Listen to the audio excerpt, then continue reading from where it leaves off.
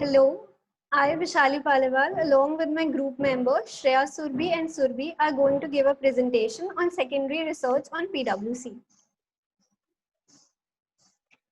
First, I'll be talking about the mission and vision statement of PwC.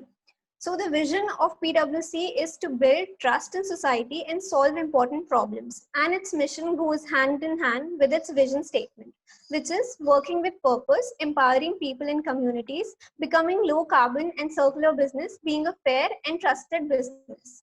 Now moving forward, next slide. I'll be talking about the stakeholders of PwC. The first stakeholder of PwC is their alumni. They provide information to their alumni, which is the business insight of PwC, so as to build a strong professional network among them. Second stakeholders of PwC is their clients. They conduct regular surveys and have a strong relationship management with their clients to know about their needs and wants and whether they are being fulfilled or not. Third is employees and partners. They conduct annual survey of you matter, and there are regular programs for their employees so that there are ample growth opportunities for their employees. Now coming to the global and local institutions, advocacy groups and NGOs. So they work in hand with these institutions so as to give solutions to the major world problems. They work with local communities with the help of council meetings and review meetings to make more informed investment decisions. Now coming to one of the most important stakeholders of PwC, which are their shareholders. They conduct regular meeting with their shareholders to find out the key focus areas as well as to know and as well as to tell them about the quality of their audits. Now moving forward.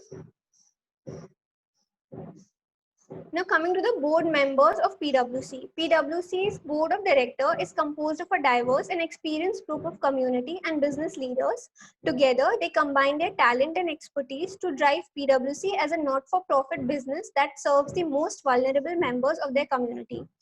Now I'll be telling the main people at the PwC, which are Kevin Ellis, who is the chairman and senior partner, Marco Emitrano, who is the head of clients and markets, Ben Higgin, who is the head of technology and investments, Laura Hinton, who is the chief people officer, and Hermine Hudson, who is the head of audit.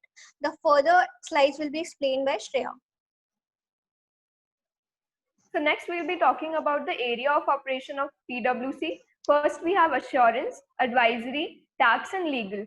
Coming to the assurance sector, with around 1,15,000 employees across the world, PwC focuses on providing statutory audit services and assurance in key areas to their stakeholders. It has seen a growth of 5% over the past year. Advisory services, it employs 68,000 employees around the world and focuses on solving problems and providing opportunities in the area of risk and control management. Next, we have tax and legal, which employs 55,000 professionals and helps the businesses in navigating complexity and risk. Next slide. So this is the income statement of the company for the past year, 2018-19. We see that the net revenue of the company stands at $8,84,000 approx $1,000. The total operating profit of the company is $1,63,000. We see that the company is earning more than it can incur the cost. So it is a very good sign for the company. We see that the profit after tax of the company is 0. But it is not a negative sign for the firm because the company has registered negative profits in the year 2017 and 18. So it is a good sign. Next. This is the balance sheet of the company, and the equity share capital of the company stands at $260,000. The company has not raised additional equity in the past years. The total liability of the company is 54,000, and the fixed assets of the company is 64,000, and the cash and cash equivalents has decreased over the period of time.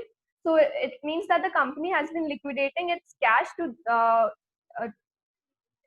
sell its assets. Next will be continued by Sudhi.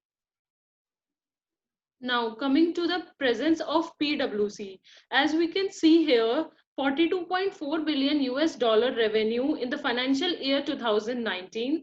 They have created 25,000 new jobs. Also, they have 69,735 people joined PwC around the whole world in different 157 countries in 742 different locations.